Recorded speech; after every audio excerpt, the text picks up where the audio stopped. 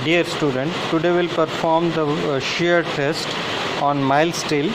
So these are the equipment which we need to perform the shear test. In addition to this, we need like universal testing machine. So we'll again perform today test on universal testing machine, but it will be like a shear test. We already performed the tension test and compression test on mild steel. So third experiment is like a shear test on mild steel. So for that, this is like a sample, right? So you know like what is shear stress means or shear force means. If the force is acting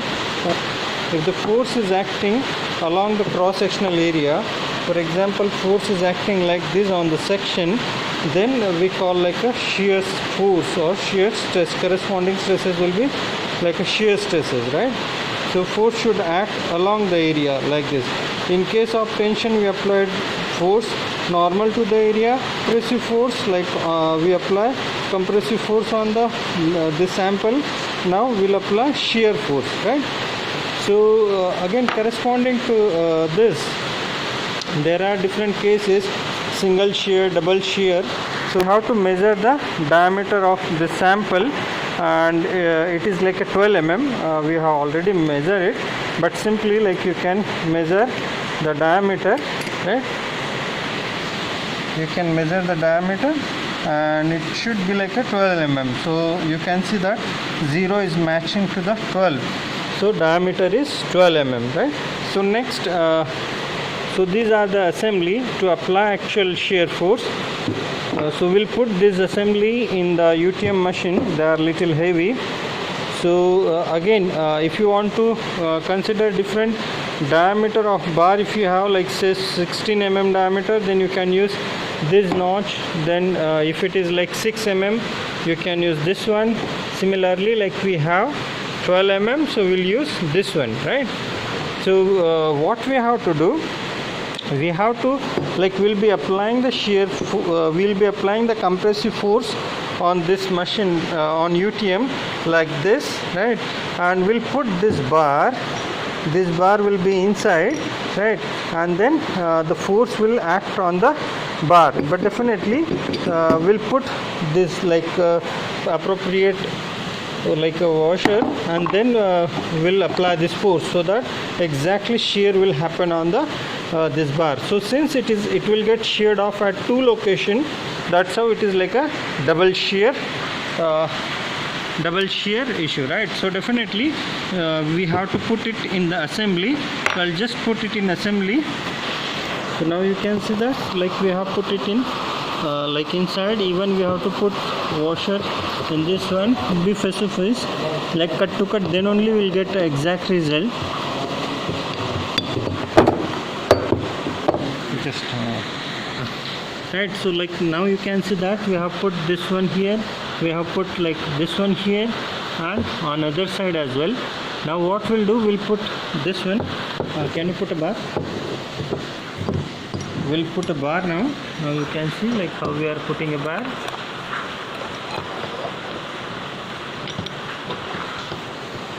Similarly, we'll put on other side as well. Okay. And now we'll apply like load like this, compressive force on this one, so that like it will get sheared off in exactly like at these two planes. It will get sheared off on this plane, on this plane. So like if you see, this middle portion is going down, whereas this like lower portion will try to push it up, and then it will get sheared off at two locations, right? So we'll put this assembly into UTM machine, right? So now we have put this assembly in UTM, right? You can see that this assembly is kept in the UTM. We'll apply compressive force, and then again I am telling it will get sheared off at these two locations. So this portion is trying to go down, whereas this two portion will try to push the bar upward. That's how it will get sheared off at two locations. Anyway, I'll show you exactly after shearing off how the sample will look like.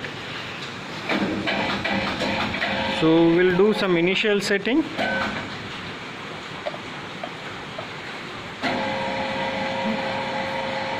I hope you can see this. It is just like touch, right? Okay. Now this is like ready. We'll apply like a hydraulic load, but before that we need to do some initial setting. So some initial input will give. Okay, so we have given like some initial input as usual, and then we'll perform the compressive force, right? So a solid rod it is, 12 mm diameter, that's okay. Save.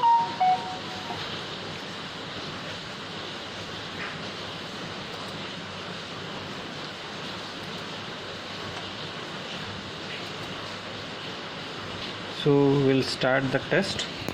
Right, so we first like close the valve. Release valve should be closed, so we have closed the release valve. Then this green and red button to start and stop. So we have started. Again, you know that initially there will be some reading, right? After that it becomes 0, and then we have to start actually the test. So when both become 0, we will say tear load and start the test, right?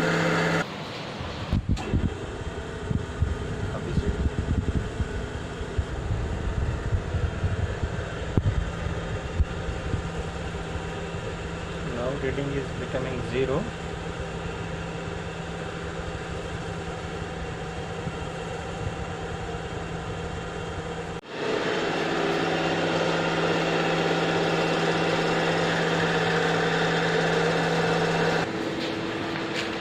So like you can say slightly bar has bended. So for this test we are more interested about the finding the final load, load at which material fails, right? So that is more important, like a parameter that we need, right? So anyway, remaining things you know very well, like how we perform the test, right? Only thing is that this assembly, it's new, where we again I am telling bar is like this middle portion is trying to go down, and this two support will try to push it up. So middle portion, like this much thickness portion, will go down, so it will get sheared off at two location, and that's how we call it like a double shear. Now you can see that bar is slightly bent and there is a deformation in the bar, and corresponding to this, like even you can see there is like load deflection curve here we are getting, but this time we'll be more interested in like final load at which material fails, right? So this is the test.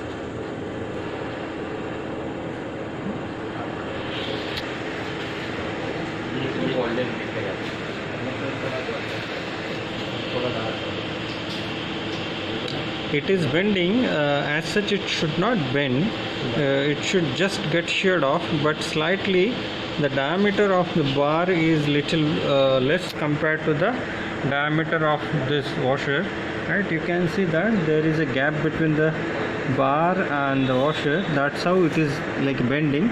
Otherwise if it is like a perfect, then you can see exactly horizontal beam till it get fail, right? So this deformation is not just because of shear, but it is also because of bending.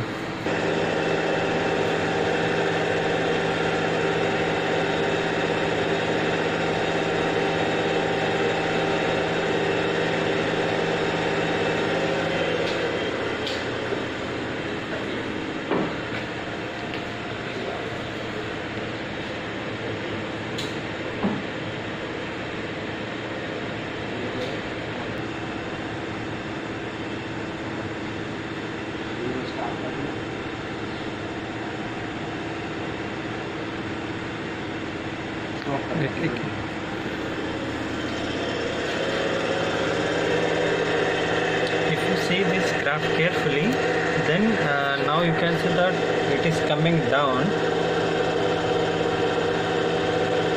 Yeah, the graph is coming down, that means material has failed, and that is like what you can understand from this one.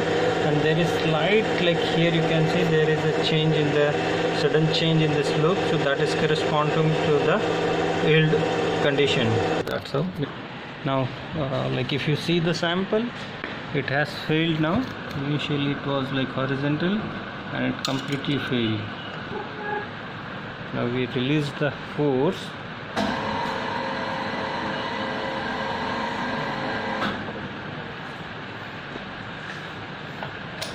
We'll take it out the bar. Yes, this is like a shearing off.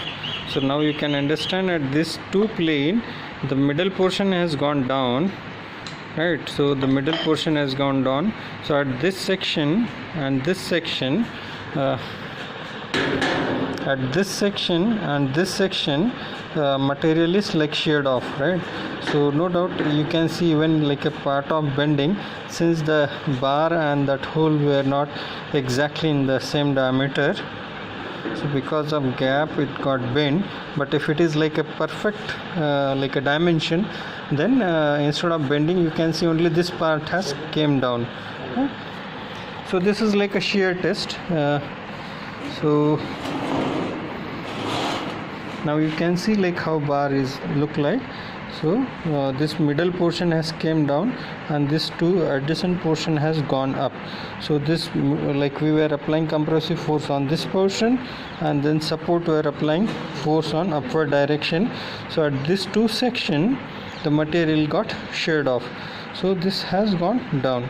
So like at this section and this section, if you understand, since you are applying upward force here, downward force, so on cross section, like if you understand the internal forces, then they must be along the area, right?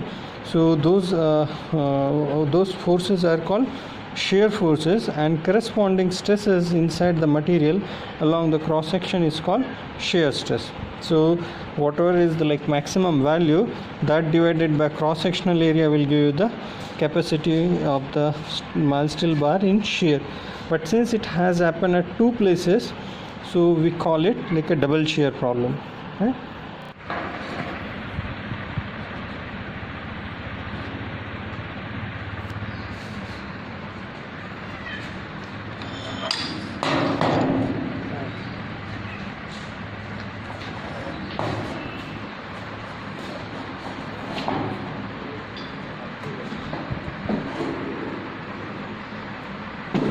Now you can see the perfectly how it got sheared off, right? That the other side portion has came up and the middle portion has gone down. Similarly, if you see from this side, then also you can understand that the middle portion has came down and the adjacent portion went up.